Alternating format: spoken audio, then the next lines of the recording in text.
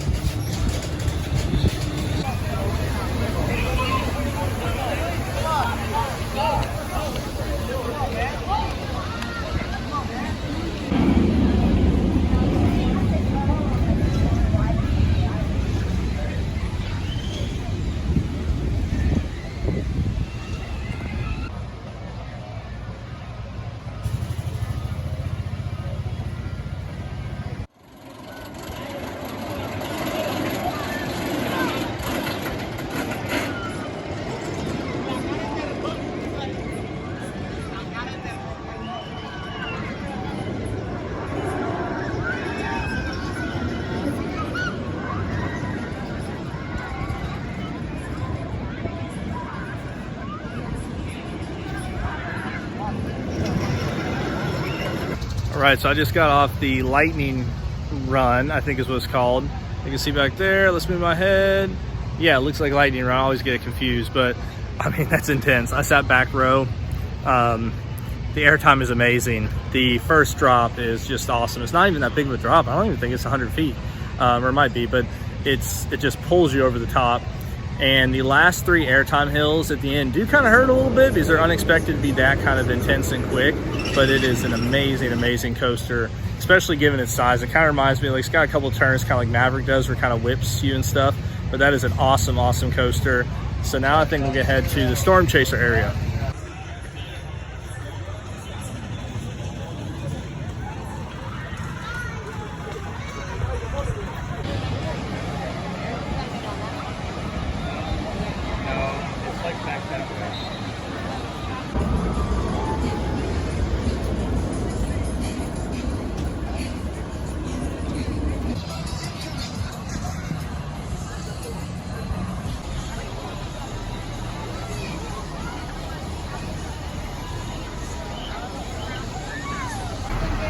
Y'all have a great flight. Come back and fly again.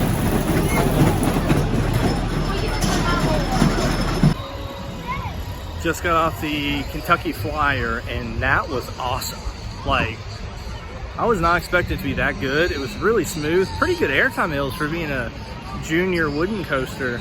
I mean, we need more of those at parks with that kind of, I forget the name of the train, but that certain type of train where the bar kind of slides over from your right or left.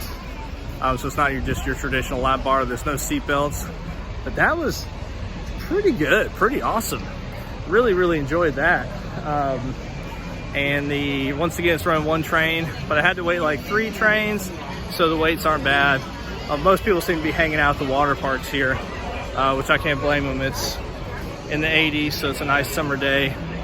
Definitely want to cool off. But it's really cool how this water park's like integrated with the normal park, because normally you don't see that, where it's off to the side one way or another.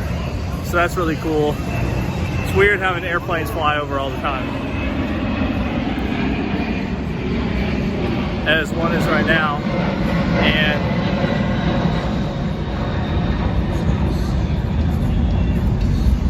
so now I'm gonna head to Storm Chaser. I have no idea where stuff is in this park. I mean, I've seen the map a little bit, so I'm just kind of walking around guessing, taking some pictures, video. But kind of like the other one, I probably won't get a ton of my own video of some of these coasters, just because the, I'm getting to Kings Island tonight, so I don't want to be here too terribly long. But I'm walking up to T3 right now. I don't know if I'm gonna ride this one, but we'll see.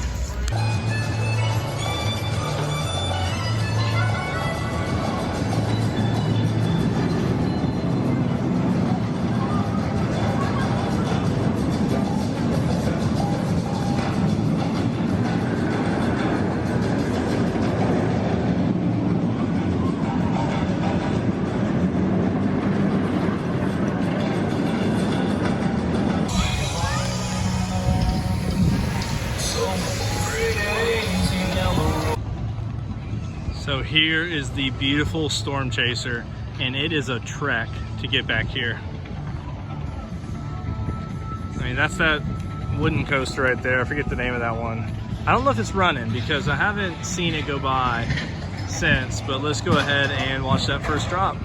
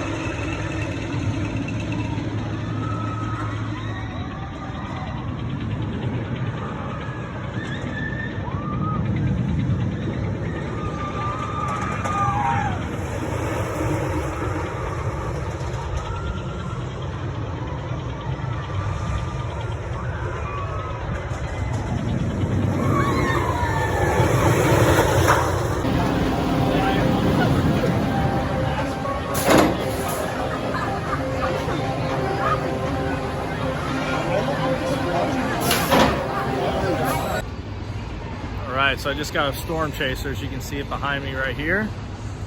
And it's unreal. The airtime is absolutely insane. That first drop is, if you haven't been on it, it's kind of hard to explain the experience because it's something that's not on most coasters, you know, having that kind of drop for the first drop, that kind of twisted drop. But it is just absolutely insane.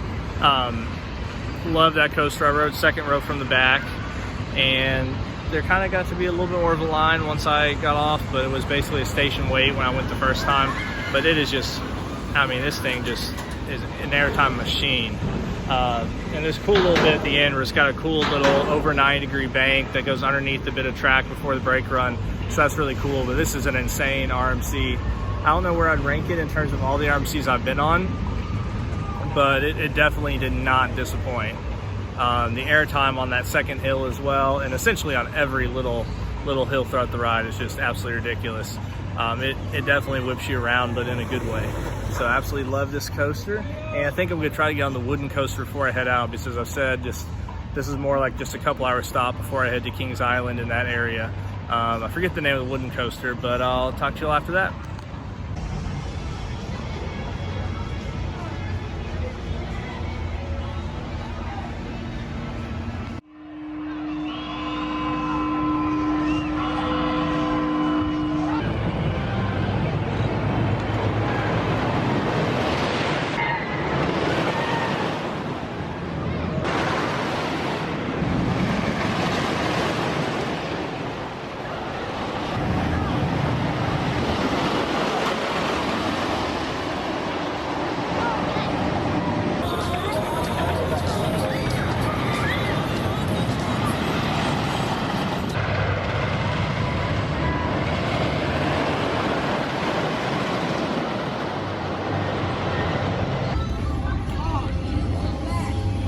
This flat ride area is really pretty, how they got this set up.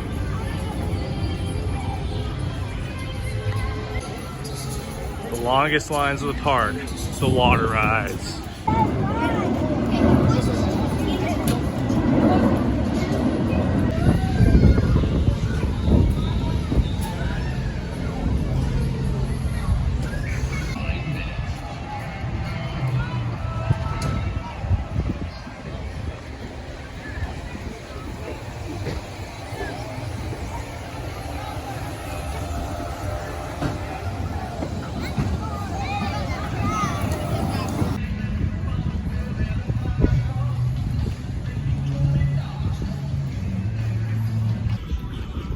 What's up?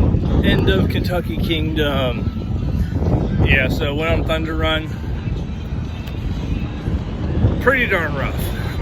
Some of you may disagree. I think it's pretty rough. It had a lot of jackhammering in it. Just wasn't that fun of a layout.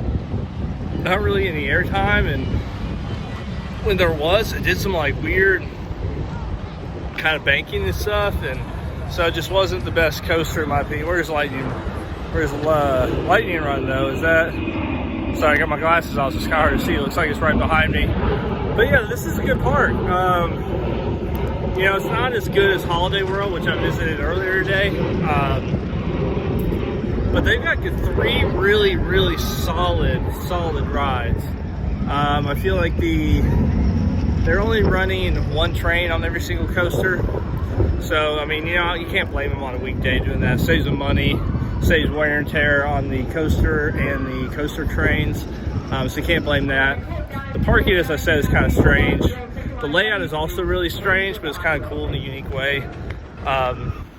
It definitely like seemed like there was like 3 to 4 times more people in the water park area than the actual ride area. But gosh, I mean, Storm Chaser's my favorite. I think my surprise is Kentucky Flyer. I think that might actually be my second favorite one of the park, which is definitely a surprise. But I really did enjoy this park, and I've enjoyed my day so far. Didn't ride T3. I just didn't want to put myself through that, to be honest. But yeah, so now I've got a 2-hour drive to Mason, Ohio. So it's been a long day so far. It's been a good day. Let's keep it rolling. And this is it for the vlog of Kentucky Kingdom. I know these aren't that long of videos, but I'm only here for a couple hours, so I'm not really doing too much other than trying to ride all the coasters once or twice. So if you enjoyed this, let me know your thoughts, hit that like button, and I hope you have a wonderful rest of your day.